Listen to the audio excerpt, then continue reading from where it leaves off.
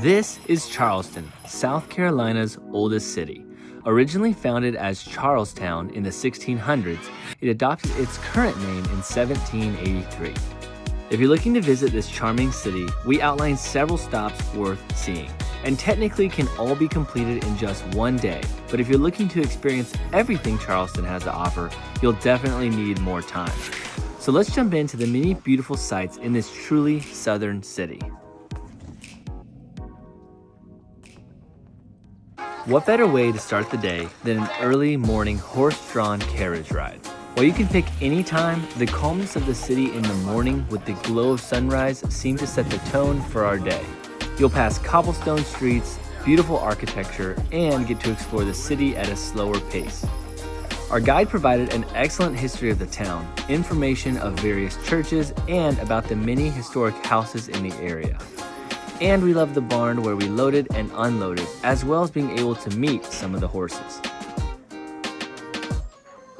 We did very briefly stop at the Charleston City Market, which was only 1 block away from our carriage ride tour, but could not stay long because we had to catch a boat to Fort Sumter.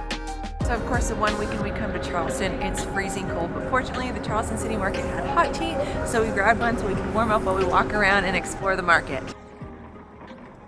All right, we just left the city market and now we are heading to the boat tour for Fort Sumter. Cheers! If you're visiting Charleston and like history, Fort Sumter is probably already on your list of things to see. But for those of you that don't know, the American Civil War began on April 12, 1861, when Confederate forces opened fire on the Union-held Fort Sumter. The only way to visit this fort is by ferry, and if you're lucky, you may even see some dolphins while you're out there. The short ride takes you past an aircraft carrier, the city of Charleston, and once you arrive, you are able to explore the fort at your own pace. Being the first tour of the day, we were able to help raise the flag over the fort. When you feel it tug, please let go.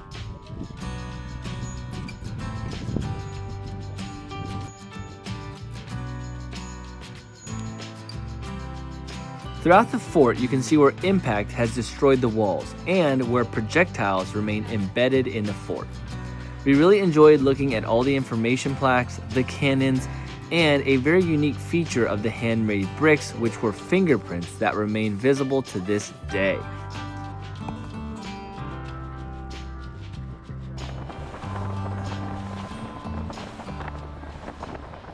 Alright, we just got off the boat, leaving Fort Sumter.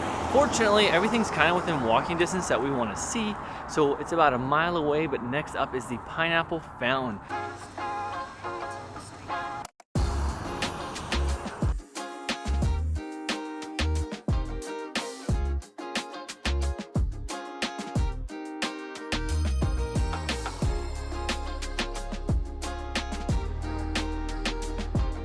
This is the famous Pineapple Fountain in Charleston.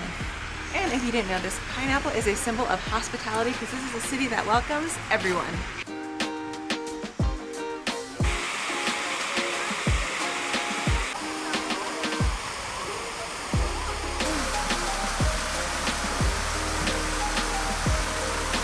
After leaving Waterfront Park and visiting the famous Pineapple Water Fountain, we are going to head over to Rainbow Row.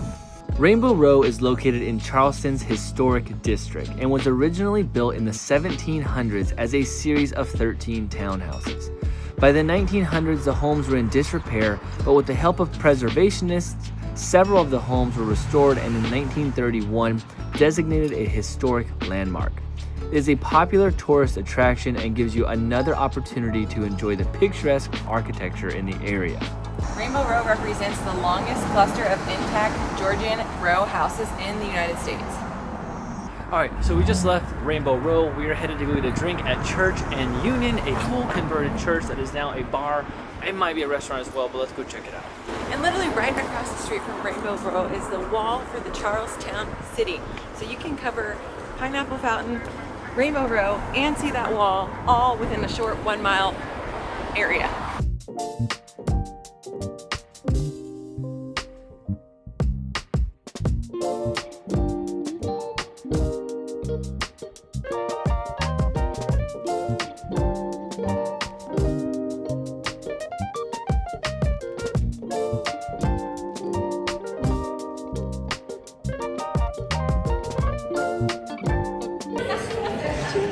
place is really cool.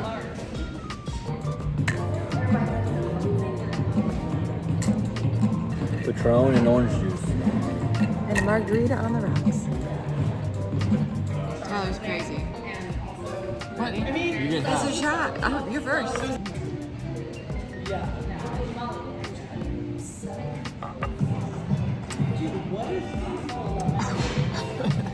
I dropped the lime in the drink, my bad. Oh no, that was half. For someone who didn't drink very much, that's pretty good. Alright, we have 4 more things on our list that we have to try to rush to see before sun goes down. It's like 3:30, 3:45, so we don't have a lot of time. Let's go. Think we can make it? I'm gonna run. Let's go. Up next, we find ourselves on Chalmers Street looking for the Pink House.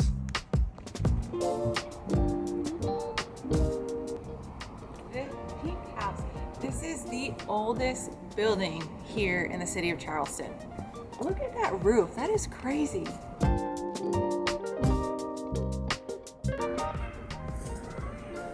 The 18th century. That house is so old.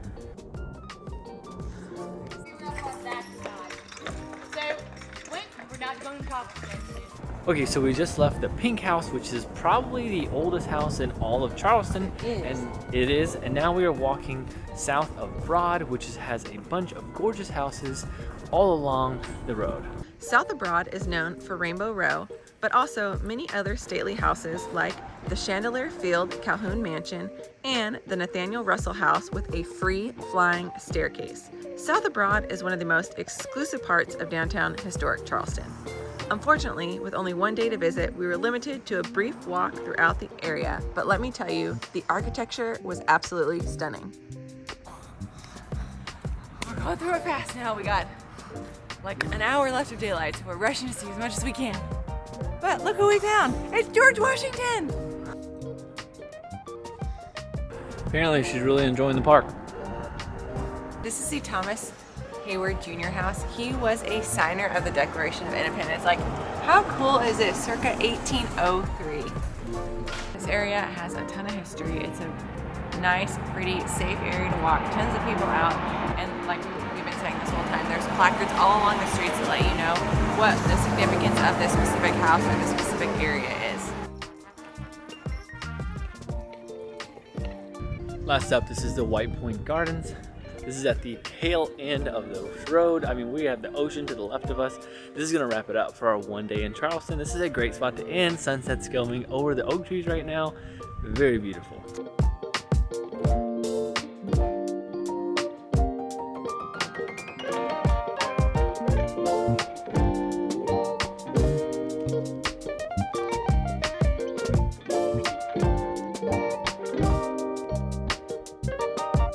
Okay, so while the sunset is beautiful, I think this part might have been a little bit better had we come when the sun was still above us, because it would make the live oaks look a bit more beautiful. However, the sun capturing them is really cool, and if you haven't seen these type of oak trees before, this is a great spot to walk underneath them.